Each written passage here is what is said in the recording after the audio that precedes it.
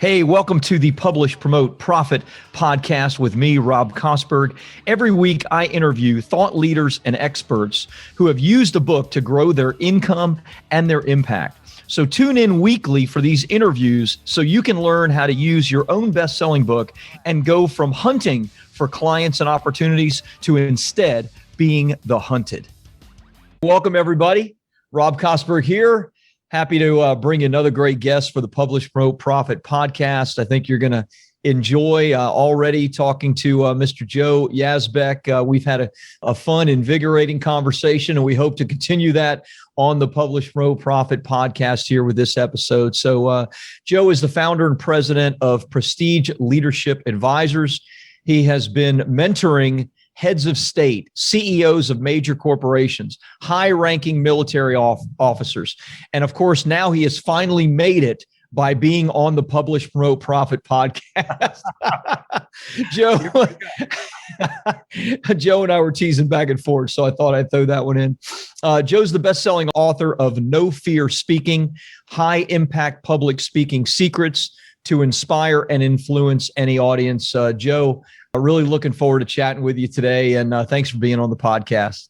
Terrific. I'm happy to be here. We'll have a great conversation. Yeah, well, I mean, I'm intrigued by the things that you've done, and I know you have a business that serves people that are interested in growing their speaking skills, their public speaking skills. But I'm intrigued by, mentoring heads of state and high-ranking military officers, et cetera. Was that for speaking, or was that kind of mentorship for something else? Leadership and communications and speaking is a very key, vital ingredient in effective leadership.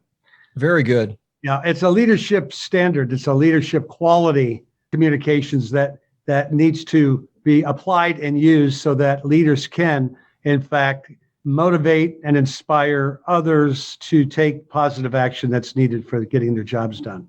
Very good. And how did you begin, the process of mentoring these kinds of people? I mean, they don't typically, they're not going on Indeed looking for somebody like that. So clearly they found you in some other form or fashion. How did all that begin for you? Well, I consider public relations to be a precedent before marketing. I think PR, building your reputation, your credibility platform is the first thing that someone needs to do before they really look at marketing and sales. I think when you've got your press kit together and you've been able to compile, being an author is a key ingredient in that, but also compiling and journalizing the photographs, the videos, the testimonials, all those things that make who you are worthy of being reached for. Very nice. Are you worthy of being somebody wanting to find out and how to get you? It's not who you know, it's who knows you. Right. And so that kind of reputation building is part of our program. Again, the word prestige, which describes the leadership advisory training, is key because it's essential to getting people to take the next step after they read the book. Right. I love that. You see, there's a book is a step of a process. It's not just an end to itself of book sales. Yeah. The book sales tell you something, but it is the driving and the next step of the call to action in that book. And you've got to have that all figured out before you even complete the writing of your book. Yeah. So in your business, 30 years, you didn't have a book when you started, or did you? No, I think it's wrong.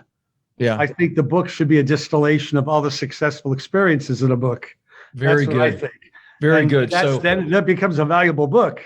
So become an expert first before you write a book. You have something to write about. You got something to write about. You have some case studies. You have some examples, stories. Yeah, you bet. I've seen too many people trying to get attention by writing a book with no experience whatsoever in their expertise or lack of it. Exactly. Horrible. I get it. Tell me a little bit more about the PR thing. I'm a big believer in that. I mean, we have an entire part of our company that does media and PR for our authors. Sure. And so, but not a lot of people, you're one of the few people that I've actually talked to that even mentioned that right out of the gate. That intrigues me a little bit. So, distill that down. What does that mean to you? Let me tell you, first of all, as a former singer, performing artist, actor, I had a lot of entertainment experience of developing talent. a lot of my depth of experience in performing arts and helping others with performing arts, with stage presence, promotion, marketing. I earlier had a production company in music called Heartbeat Productions. It gave me a sense of what a press kit actually is. It's not just in the music industry. Right. People in many different industries should have a press kit. An electronic press kit in the old days was a website. Yeah. Yeah. Nowadays, a website should be a PR attractor. And public relations is not just writing press releases and getting publicity. It is not. It is a positioning tool to brand you. And branding is a real confused subject for most people. Branding is the art of differentiation, and it's how you want the public to identify you. And what I teach people, what we teach in our system, in our No Fear Speaking system, is how do you attract the ideal client that will identify you properly so that you can be able to message them on the right channel that reaches them. Yeah. You see, and those are the key things of public relations. It's testimonials. It is photographs of people that other people think highly of, that you're positioned with. These are allies. Right. You see, writing a book, for example, and having in that book the gravitas or the cachet that people connect you with and say, man, that guy's been through, that gal's been through something. They've solved some problems. They've overcome some barriers. I want to go talk to them. Yeah. And lo and behold, there's a call to action QR code in the back of the book that can connect you right away. And without the PR end of it, without the telling of the story, there's really no motivation for people to want to connect. You see, because a book should be not just how do you solve a problem and what are the benefits that you provide, but can I relate to you? Are you somebody that I can humanly relate to? They will want to follow up. Very so nice. You give them the opportunity in some vehicle to follow up. Yeah, this is a great conversation because I certainly am a believer in those things. I'm a believer in those things because I saw what it did for my own businesses in the past. And I've seen what it's done for many of my clients that were completely unknown. Yeah. One client in particular I'm thinking about who was hoping to become a speaker for his business. He was a consultant, but primarily in the energy field, renewables, which is obviously a very, very fast growing business and field. But there are some big events in that industry, very, very large events, tens of thousands of people. And he couldn't even get on the radar of these events until his book, media, PR, television appearances, radio appearances, even a New York Times article. And then they came begging him to be a keynote speaker. Tell me a little bit about the whole speaking, the No Fear Speaking, your both your book and your business. Is there a process that you take people through, like, 6 steps of your magic, right? Step 1 is you do this. Step 2, is there a way that you can compartmentalize it into those steps? Well, yes, but I haven't done it in a synthetic way, the way most people do it. Like I'm looking at an infomercial, but wait, there's more. It's not, I didn't want that to happen. Right. I found that there were so many things missing. I had the senior coach of Anthony Robbins' company contact me and say, what you have in your book is sorely missing with speakers. It's structure. Wow. I give speakers structure. They need that. They need a universal template of an outline or framework to design a presentation. And it gives them steps to prepare and organize their presentations. And that's part 1 of my book, Speech Design. And then I make them ready to, and hope, and this is difficult to do for most because it has to be coached, but you read about it before you're coached. And that is speaker magnetism. What does it take to own a room? What does it take to really conquer the meeting room like we have right now? What does it take to own the space of a room, to increase your confidence, to have that natural conversation with a person? Well, you're talking at them, but you're talking with them. Nice. You see? Then, of course, how do you motivate an audience to take the next step? Yeah. What are the inspirational tools and motivating tools that move an audience to want to take the next step? It's called a call to action. So those are the 3 parts of the book. And I've had people read the book and change their speaking skill and abilities just by reading the book. And I say that unequivocally, without any hesitancy. I'm appreciative of that. It's a well-written book, and I've been told there's no fluff in it. Nice. Absolutely no fluff. There are grids and illustrative tables and charts in the book. And I also added a quick reference guide to the book, which is a quick reference guide of all the charts and tables in the book. So it's got no fat on the fillet. It's all, the fat's been cut off the fillet. Nice. So the book itself is geared to a speaker that's just getting started, or an international speaker who really needs to go back to spring training and get their skills honed, which is awesome. Tell me, Joe, about your average client. Is your average client a seasoned speaker who's coming to get retooled? Is it somebody that's maybe, and I think you can probably work with anybody, but I'm just wondering, like, what is normal for what you see? Is it somebody that's newer that, needs to get the pieces in place to be successful? It's a great question. You're asking me for my avatar, all right? You're asking me for my ideal client.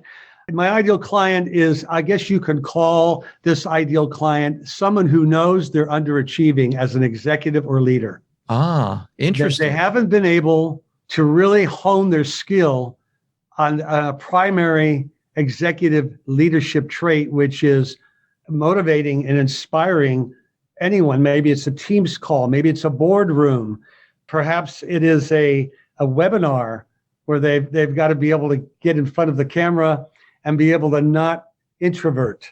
Okay. These are people in the tech industry, the financial tech industry, or the healthcare industry, industries that solely rely, and their effectiveness relies on communication skill. Nice. I've worked with heads of state. I've been in many countries. I have my book published in 8 languages, Rob. And I did that for a reason, because I wanted to be global. And so I've had workshops and seminars in over 17 countries with translators, as many as 5 or 6 in one room. Wow. And it's been interesting. I've had mayors in Moscow to political parties, chairmen of political parties in different countries. Some of these people, I can't tell you who they are. I've been sworn to secrecy, or my laptop might be compromised. I don't know. Probably is. I had Archbishop Desmond Tutu endorse my book in South Africa. And while I was in South Africa, Gary Player, a golf legend, endorsed my book for leadership skill. I have photos of them endorsing my book. And the only reason why that occurred is they recognized the absolute vital necessity of being a speaker as a leader. You cannot effectively lead. And so the key to leadership effectiveness is to be able to walk into a room and having heads turned to some degree. Yeah. You see, having that kind of effect on an audience, having that kind of charismatic people, they really, really have the sense of charisma as something only military and religious leaders have. It's not true. Yeah. Basically, charisma is having the capacity to move an audience or move somebody inspirationally. Telling a story and moving them to make a decision is charismatic. Very good. And that's what the coaching is all about. I love that. That's not what I expected to hear. You actually took a step back and you talked about leadership as opposed to speaking primarily, which is fantastic. So obviously speaking is an element within what you're coaching and what you do, and perhaps what you teach, even in your book. Yes. So a person that sees that they're underachieving in a leadership sense, this is a great book for them. They're going to learn how to increase their vocal quality. Yeah. They will learn how to handle a difficult audience and how not to resist. They'll be Teflon. They'll learn how to not let things stick to them in an audience. They'll learn body language and the simplicity of body language, how to be humorous without being synthetic. You see, how to open a presentation so that you're giving your audience a wake-up call where they're ready to listen to what you have to say. Yeah. Where do questions and answers come from? At what point in your presentation do you do a question and answer period? Yeah. And there's one point that you never put a question and answer period, and that's at the very end, because you can really take the wind out of the sails of a climactically building presentation when you open a question and answer period at the very end. So many of these tools and tips, emotion. How do you evoke emotion from your audience and use the best ways to interact with your audience to get them part of the solution to the problem? Nice. See, nice. It's wild. I don't speak in front of groups. I coach people. I pull them out of the audience. Yeah. And I like to change something in them for 10 or 15 minutes. when I speak, it's coaching an individual, and everybody learns from that, and then they all want to come up. Ah, very Come cool. up and get that kind of, well, how do you milk an applause? How do you milk it? How do you get the most out of an applause at the end? Yeah. Little tools and tips like this. But the primary thing is converting an attendee of an event into a prospect who will buy. That's one of the most major things I get from companies or executives, senior executives particularly. And if I narrowed it down and said mostly people like tech executives who don't really know how to communicate to the real world except for digitally, they learn how to move an audience and convert an audience into wanting to take the next step. And that's a big part of our program. Nice. Now you maybe open the curtain up just a little bit to how you attract your own clients. Perhaps you did, perhaps you didn't, but I did. It sounded as though, you're maybe one of your primary tools of growing your own business is speaking engagements in which you are delivering your magic and then attracting clients. Is that part of what you do for your own? I'll give you some secrets for those viewing. You've got to appear. Yeah. Appear. And I tell you, I went out like a banshee when COVID started. And I said, I am going to 10x my appearances. And I did them online. And I got people to understand how important it was to master virtual conferencing and all the tools needed. So I developed an entire program when COVID started back in 2020. Nice. And it became an instrumental training program. And I hate to say it, I had a great year during 2020. Some people go, I didn't. Well, you've got to appear. Make that a statistic for your business development division. How many appearances did you have today? Where did you appear? Did you appear live? Did you appear on webinars? Did you appear? Well, here, this thing right here. Yeah. This thing right here, smartphone, appear. Do a 1-minute commercial on the problems you solve and the benefits that you provide your ideal client and send it out. Yeah. Send it out to LinkedIn, send it out to social media, but learn how to deliver this communication. And part of our training program is to be able to deliver a communication and look at a lens of a camera like it's one person. Yeah. Hey, how you doing today? Good to see you. Welcome back. Did you have your coffee? Great. I had my coffee this morning, and I got some things I realized today that I'm going to share with you. Nice. It's a conversation.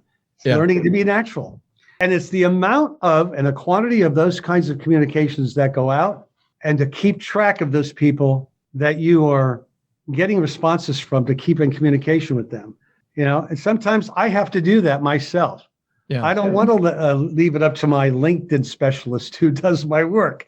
Right. They have their, my marketing department have their, I'm operating on a ClickFunnels campaign. Okay. Yeah. So I don't want everything automated. I need to show up. People want to know about me.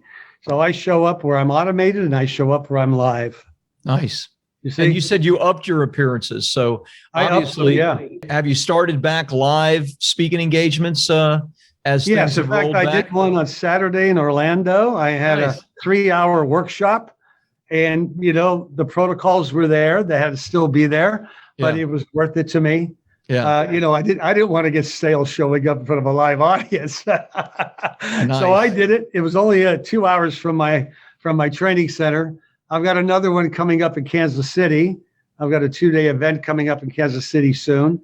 I think that's booked in about 2 or 3 weeks. I may end up taking a trip to UK.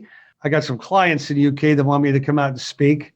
So I'm now ramping up live, and but I am not ramping down virtual. Nice. And most of my client sessions, in fact, all of my client sessions, with the exception of those who are in the Tampa Bay area, they're online, except they can come in to my training center and we can do intensive training here in Tampa Bay. So up here, I tell people, show up, man. Yeah. Show up, appear, and learn the sequences of what you want to say. By the way, my book is free. Wow. They can go to nofearspeaking.info and they can order the book for free. I think there's a delivery charge, like a couple of bucks or something. I'm not sure what it is. And then they'll get bonuses. You know how that works, right? You buy the book for free. You pay a delivery charge, and then you get all these bonuses for free. And then you're in our system to getting all the help you need at whatever value you want to pay. And I tell you, that makes a big difference. Yeah, beautiful. So let's shift gears a little bit and let's talk about the book itself. Okay. I just heard that you're using the book as part of a free plus shipping funnel. Yeah. I love that. Yeah. Fantastic. Tell me about other ways you're using the book. Tell me about your successes with your free plus shipping funnel, for example, or, how you're using your book to attract clients successfully. Yeah, I have a QR code in the back of the book that they can go directly to my website. Okay. There's 2 chapters called Your Call to Action and Further Study, like next action steps. Yeah. That is so important for an author to know what the call to action and outcome of where they want to take their reader next. And so I can tell you that the very laws of presentation apply to a book, because a book is a presentation. Yeah. And so when you look at the laws that I've laid out in the book, you can formulate how a book should be developed. The attention-getting opening, support sources to build credibility of the stories or whatever you're using in the book. Okay? Charts, tables, telling great stories that involve their audience. Right. What problems are you solving? What benefits are you providing? And you're moving your audience up a scale. Yeah. And you're getting them sufficiently aware that this book, I need to read this book. The first few pages is like an attention-getting opening of a presentation live. Because you're creating a wake-up call. Maybe the intro does that. Maybe the preface does that. Maybe the foreword of somebody special does that. But whatever you do, you've got a hook. It's a hook. And then the offer, and the story, and then the offer. Those 3 things that the ClickFunnels philosophy is: hook, story, offer. That applies to a book. Yeah. You see, don't overwhelm people with too much technical data. They don't need to know how smart you are. They just need to know that you have answers to things, and there are more answers that they can get after they read the book. Yeah. So I tell people, don't tell people so much of the how. Tell them the what, tell them the why, and a little bit of the how that creates a mystery and an urging to find out more. Right. The sales process. Sure. Authors need to understand the process. They're not dumping data into a storage bin and expecting people to go, wow. Some people are going, oh man, I'm getting a headache thinking about this. And that's not a good thing. No, it's not. That's not a well-written book for your audience to learn from, grow from, and take the next step. Right. Because that's what a book is for. Yep. In the old days, it used to be top of the New York Times bestseller list. Why? Well, that's good. That's okay. That'll give you, but nowadays it's not the New York Times bestseller list. Yeah. And it certainly isn't paying $100,000 to get a major New York style company to say, we'll put this in, but you're not getting anything back until we sell the books, and you're only going to get 8% of it. Terrible, right? You know how that is. That's the way it was in the music industry. And it's the same in the publishing industry. It's the same industry. Yeah. Publishing. Yeah. You're publishing music or you're publishing books. Very same. So be your own publisher. You've mentioned ClickFunnels a couple times. I'm a huge advocate of ClickFunnels. I've been a user since it was in beta 6 or 7 years ago. Amazing. How is your lead generation using your book? Like any stats or, Yeah. We're doing well. I'm a proponent of, I'm never doing enough. I'm happy, but I'm not satisfied. Right. I can see that. So without giving away numbers, which I'm sworn not to do by my finance department, right? I can tell you that you really have to create what Russell Brunson calls a value ladder. And it has to be really well done. And you've got to know here's the key. You got to know the mindset of your buyer. Yeah. They're not going to buy the big ticket item. You got to break it up into little bits, and you've got to give them so much value. That I tell you, Brunson has done a tremendous job. He has. Amazing. He's done an unbelievable job of learning how to parallel the mind of the public in buying things. Yeah.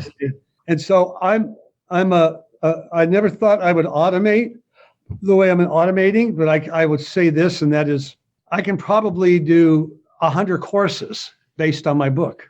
I'm a big advocate of mini courses, micro courses.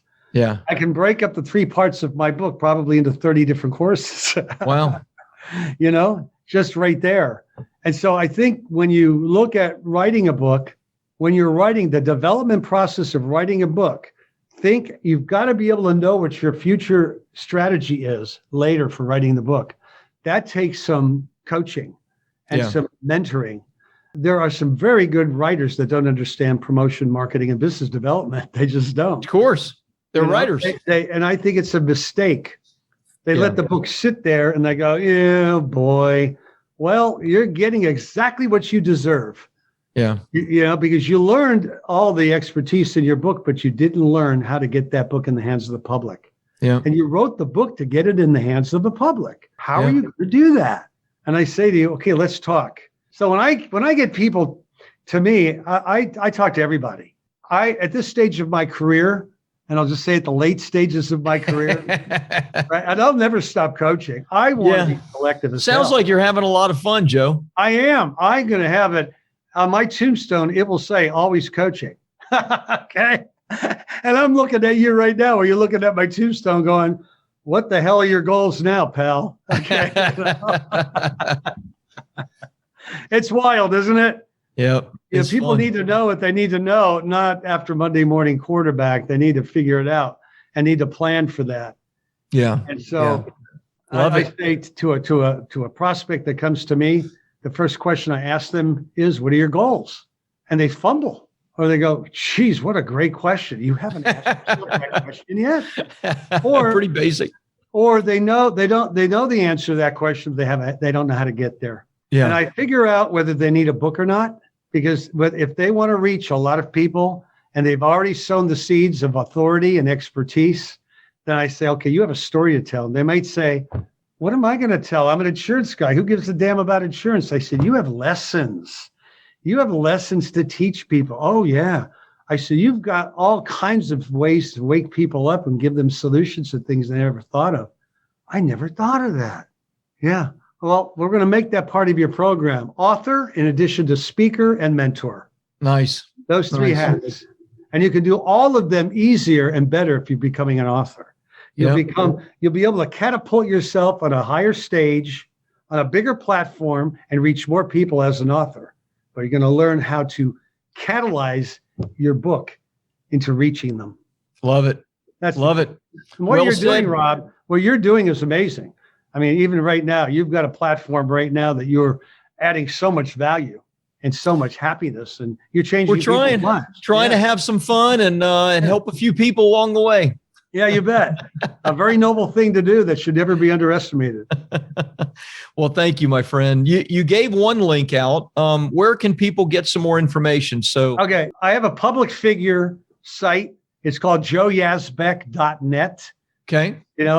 That site could take you to prestigeleader.com. Okay. That's my company's site. It's a leadership site. It's got a lot of free stuff on it. Beautiful site. Really well done. I was on it earlier today. Really nice. Thank you. And nofearspeaking.info is the ClickFunnels landing page. Great. That's where they can get the book for free. Great. And get all the bonuses that come with it. Love it. Love it. Yeah. Nofearspeaking.info. And then, of course, the other ones that you mentioned as well. We'll put all of that in the show notes. But Joe, thank you. Thanks for your enthusiasm. Fun talking to you. Great, Rob. Thanks for you sharing your wisdom. Great to have you on the podcast today, my friend. I've really enjoyed it. And let's have a chat over a virtual cup of coffee sometime. Okay. Sounds good. And we are in the same state, so you never know. We may see each other somewhere. There you go. All right. Maybe we'll meet on the beach in a lounge chair having a libation. Who knows? Okay. I love it. Good to see you. Thanks for being on, my friend. My pleasure. Take care.